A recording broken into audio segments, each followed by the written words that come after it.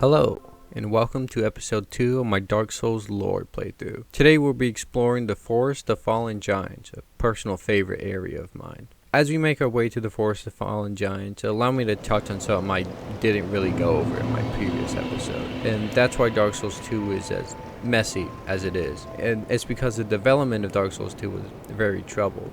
There are a few reasons why. One of the main reasons was the absence of Hidetaka Miyazaki, the creative director and game designer for Dark Souls 1. Dark Souls 2 was being developed at the same time as Bloodborne. The game Miyazaki was overlooking a little more, so he was only able to take on a supervisor position for Dark Souls 2. So the development of the game was handed off to Tomohiro Shibuya and Yu Tanimura. Sorry about messing up his name. In an interview with Tanimura, he says, yes, this game actually went through quite a troubled development process. Due to a number of factors, we were actually forced to rethink the entire game midway into development. While most of the game was affected by this redesign, the forest stayed mostly unchanged. After reaching the path to go through the forest following the river, we run into some hollowed foot soldiers, most of them just lying on the ground or walking around aimlessly. Reading the description, it says the equipment is worn and nearly falling apart, implying that the hollows have been here for possibly years after becoming hollow. However, it seems even after becoming a hollow, they still seem to protect this place. Reaching a ladder and climbing up, we reach a large round area with another ladder off to the side. Seeing it from above, it seems to be an overgrown tower of some sort. Running through a small tunnel in the wall, we come out to the top of a castle's walls. Running from the hollow soldiers, we open a door to the inside of a tower, finding a bonfire and a merchant. Buy something, anything. Oh, come now, help an old woman and buy something.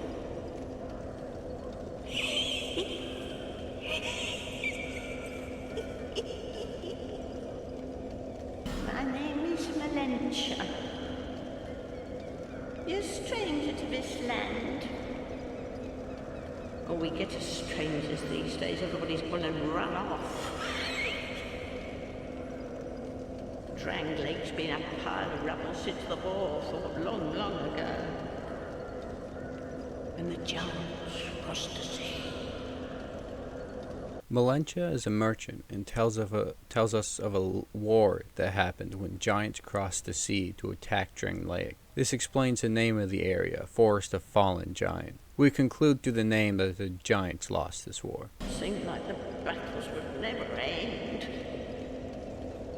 Poor folk like myself have nary a place to sleep. That's why I keep all me things right with me. You may travel light, but methinks you bear a burden of your own. She tells us how this war affected the people of this land. Their homes were likely destroyed, and Malentia says something interesting about how we carry our own burden. The same way she carries her physical burden, whereas we have our curse to bear. They say these trees grew from the remains of the giants. From each carcass sprouted new life growing into what you see now. But you hear what they also say? Don't believe what an old hag says. What she says about the giants sprouting in the trees is very interesting, and it goes back to what Shalakor said. Everything will crumble and waste away, so something new may be born. I believe she's referencing the giant trees, sorta. It's high time that I pick up a move. I've a bargain for you next time we meet, my love.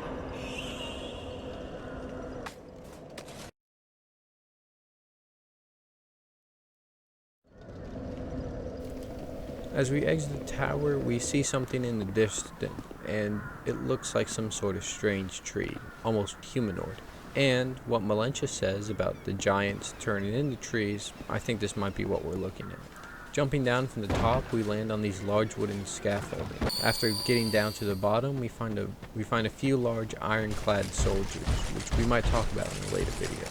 We then find a large cave with fire and these petrified people, statues. Not really sure and not exactly explained either. Going down this large cave, we see a strange large creature at the end, then shoots fireballs at us, explaining the fire around the cave. We're able to enter a small room before getting killed and finding the fire longsword.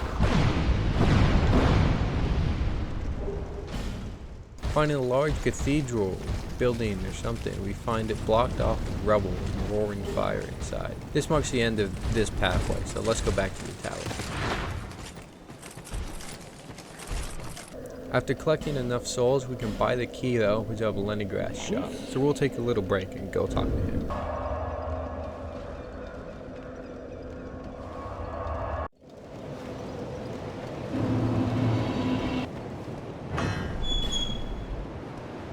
Yes, very good. Now I can get to work. But first, let me set up. Come again later. You, stand back. This is dangerous work. The name's Lenigrast, just a simple blacksmith. And you are, another useless traveler. A man ought to labor with his feet planted firmly in the earth. Not roam around like you flirtatious vagabonds. Oh, what does it matter? Go on, show me what you've got. Your equipment. Let me have a look. But do it quick. Drat. You're worse than my reckless daughter. Don't spend your whole life in transit, you hear? My girl knows her stones, but she's always out prancing about. Now, there's a time for travels, but you can't wander the world forever. Even you must have someone waiting back home. Seems that Leningrast isn't a fan of wandering off or being a flirtatious vagabond, preferring to work in one place. It seems that Leningrast worries about his daughter, who's traveling around the land, and he wishes for her to come home, possibly also wanting her to take up the same smithing profession. After talking to Leningrast, we go back to the Cardinal Tower and head down the ladder to the side. Climbing down, we end up above the flaming pit we saw from the outside, a strange salamander creature, and a locked door. Going through a hallway, we reach a fog wall and walk through it into a severely overgrown area of the castle. Running across the supports and roots, we run up to a cave and almost get hit by a rolling boulder. We then find a strange man on the ground. Oh, I'm sorry. I was just daydreaming, I think. My name is Kale. I'm a traveler, like yourself. I'm navigating the continent to create a map. After killing the guy who shot me, we find out Kale came here to create a map of the continent. Why cartography, you ask? Well, that's a good question. When I first came into this forsaken land, it was... a curse?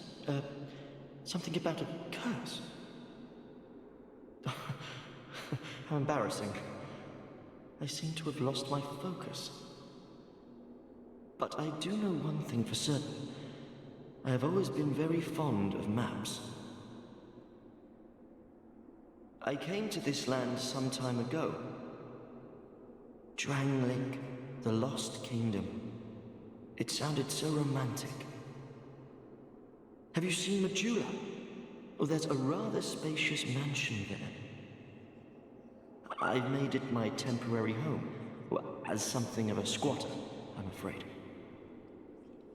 Turns out Kale has forgotten the real reason he came here, but found a new purpose in proving the map under the mansion in Majula is a map of Drangleic. Inside the mansion, I found a strange map, like none I'd ever seen.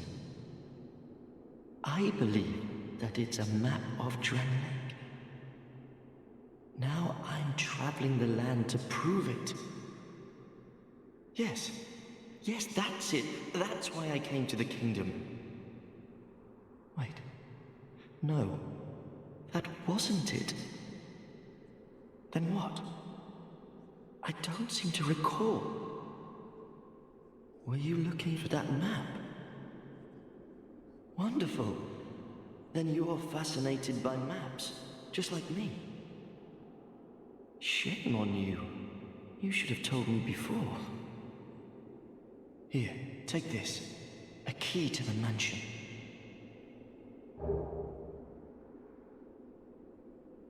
What a joy to meet a kindred spirit out here. Incredible, really, isn't it? Such a map to be chiseled in stone. Oh, but one thing. I would not venture deep into the mansion. Now, I can't be certain, but I've heard disturbing noises. Something about it feels wrong. Just be careful, please. I'll be back. Perhaps we will meet again and discuss maps at our leisure. I'll be back. Perhaps we will... I believe the reason he came here before finding the map was to shed the undead curse. However, all his memories of that have been forgotten. After giving us a key, he explains that it is a map of stone and not to go too far into the mansion. However, we'll be exploring the mansion later in the video. Going up some huge routes, we reach a walkway with another large ironclad soldier, explosive barrels, and archers.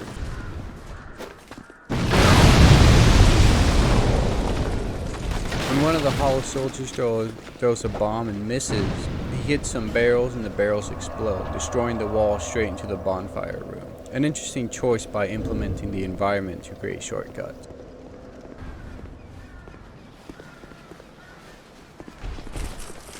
Climbing up to a platform above us, we're ambushed by a large armored figure being carried by a massive bird.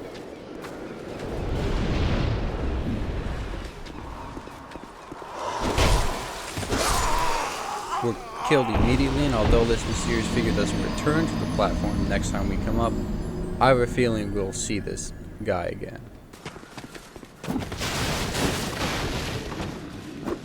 Climbing down another ladder, we find ourselves in the lower area of the fort. We can see a man sitting down next to an open gate. Hello there. Traveling all alone in these treacherous times. Well, I hope you have a very good reason. Oh, hogwash. Who am I to judge? My name is Pate. I journey hither and thither on a sort of treasure hunt, you might call it. Be careful out there. There's talk of unsavory bandits who prey upon travelers like yourself. Oh yes, you be cautious if you go any farther. There's treasure in there for certain, but the entrance locks from behind. I saw the same design earlier, and it's the same contraption, I'm sure. I was with this warrior, you see, and he insisted that he go inside first. The rather brusque fellow tried to swipe the loot for himself, but it trapped him inside. I still have the gent's ring. I do hope he wasn't harmed. I'll leave this one to you. I'm worried about what might be inside. Pate tells us to be careful of the gate as it closes from the inside, and it seems he saw this happen to another traveler and hopes the traveler is alright. However, if you played any From Software game, not including Sekiro, you'll more than likely be aware of a character called Patches. Now, Patches is a character who consistently tricks and sets traps for players in the promise of treasure. He is absent from Dark Souls 2, however, instead replaced with Pate, who seems to be not as malicious as Patches is, but still something about Pate seems untrustworthy, mostly because of the situation, the apparent treasure, the obvious trap, and Pate leaving you to go do it. It's almost beat for beat exactly how Patches would set up his own traps. Walking in the gate, it closes behind us, and a crowd of enemies come down. Running past, we're able to escape back to Pate.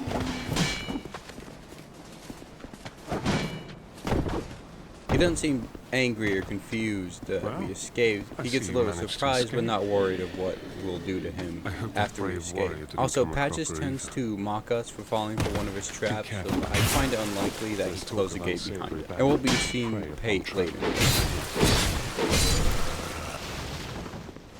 Coming back to a large hole in the wall, we walk into a room with 5 ballistas pointing straight at us. However, we're given a lot of time to move out of the way. As the enemies attack us, we run around and move to the bottom of this room. We go to open a chest.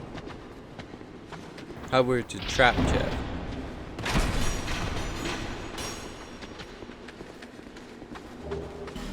We also find a Pharaoh's Lock stone, which if we put a stone into the mouth of it, reveals a face that we can hit open and get some extra goodies. Coming out to a large area, if we turn right, we can see two hollow soldiers attacking one of the strange trees we saw earlier. And knowing these soldiers fought in a war against the giants and what Malentia says about giants turning into trees, I think it's safe to assume that these trees are the corpses of the dead giants. And I'll do a more in-depth look at these later in the video. Walking through a pathway in a broken wall, we find a large area facing the ocean. Walking through a fog wall, we find ourselves back on the other side of the locked door, next to the ladder that leads back to the bonfire. Going down the ladder once again, we can find an elevator, and taking it down we find ourselves at a long hallway, entering into a cave.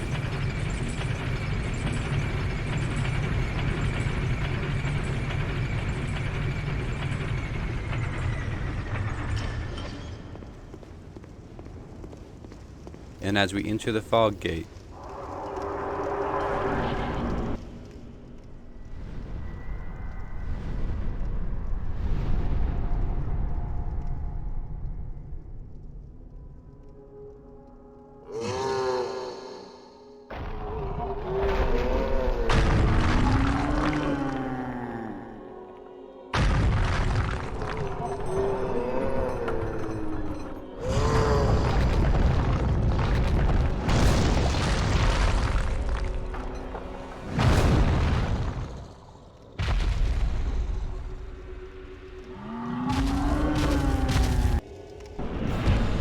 we are attacked by the first boss, the last giant. The shackled, broken, and angry creature is all that remains of the former giants.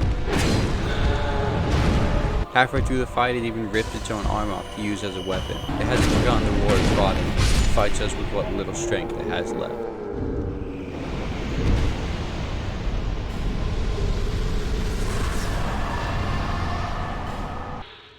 Reading the description of the giant soul of the surviving giant, who was bound below the forest of giants. The lord of the giants who had brought wreck and ruin to the entire kingdom was said to have been felled by an unknown warrior. His beaten and broken remains were then dragged beneath the stronghold, where he was sealed away. So after this previous giant lord was felled and imprisoned, its hatred grew and festered, causing it to grow extremely angry at any human. Giants also have a strange hole instead of a face, which the strange tree we saw earlier being attacked by the two soldiers also have. So those trees are the dead giants. After killing the last giant, we're given the soldier's key, which we can use to access more areas. The first one we enter is a hallway on the other side of the elevator. It leads us to a new ring, and a large door with a larger enemy. Approaching the door says to produce the symbol of the king, so we probably won't be able to enter this place for a while, but we should definitely keep it in the back of our mind. Before we enter the next area in the forest, let's take a little detour back to Majula and check out the mansion that Kale told us about. When we come back to Majula, we see a familiar face. Oh, you again? Go on. It's on the cheap for you.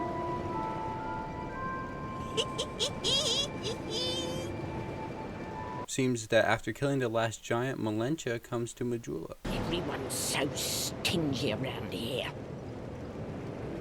Everyone's so stingy everywhere. You're my only customer. Don't make me beg. Now buy something. It also says something about how Majula seems to be the place where everyone shows up, which is a little interesting. We call this place Majula. Not too special if you ask me. It's just the place where everyone seems to end up. Going into the basement, we find the map of Stone and Kale. Oh, hello again. You've made it. The map, I presume. Of course. Take a good look. Even more flames have appeared. I don't know what causes it. Did you see the flame on the map? It wasn't there when I came here before. I don't know what explains it. But there is something greatly comforting about that flame. It seems to fulfill something very precious, deep within the soul. Something essential. The small flame was not there when we first arrived, and what Kale says about this flame is strange. Perhaps it symbolizes a step on our journey. Returning back to the Forest of Fallen Giants, another area we can now explore is a large area facing the ocean and the locked door we found earlier. First we see an item at the end of a large statue's sword, so we go and get it. Only to be ambushed by several hollow foot soldiers and fall. Opening the closed door, you find a staircase protected by a new type of enemy, one with stronger armor and a larger sword. Going to the top, we are attacked by more hollows as we head into a new fog gate.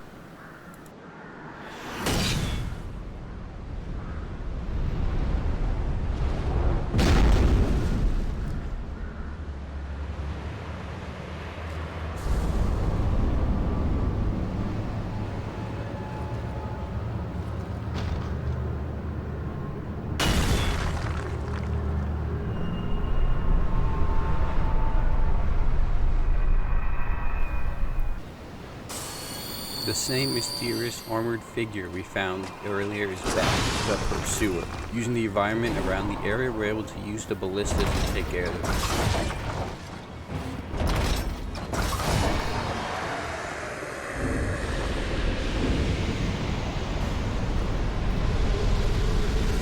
Reading his soul, it says, "Soul of the Pursuer, who lurks in Drain Lake.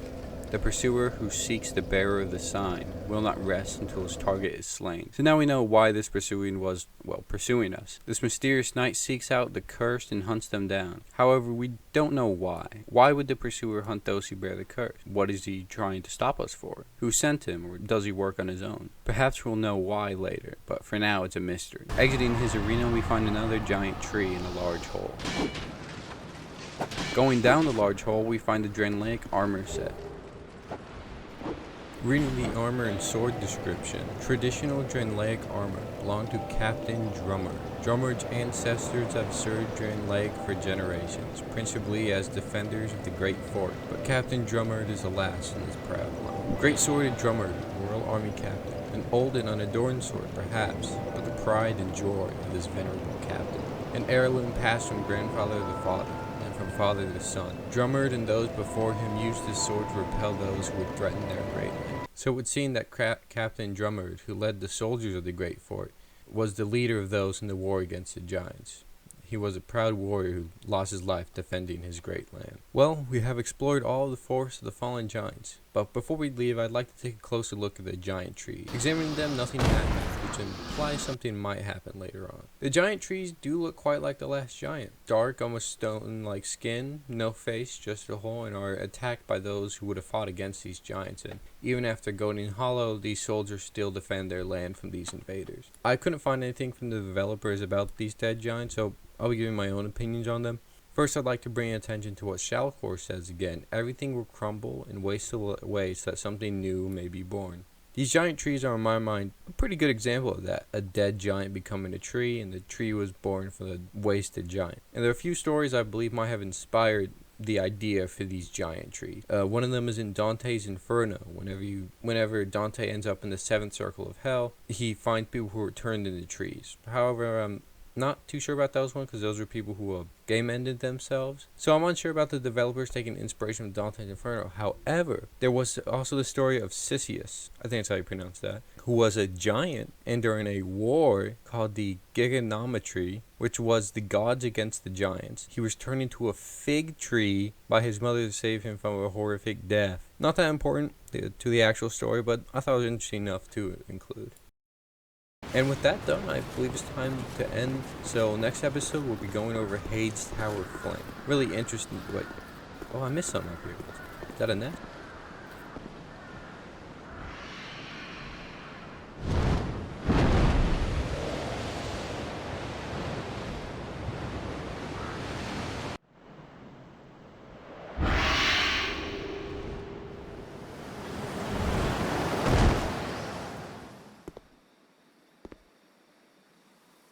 Thank you everyone who watched this episode of my Dark Souls 2 lore playthrough.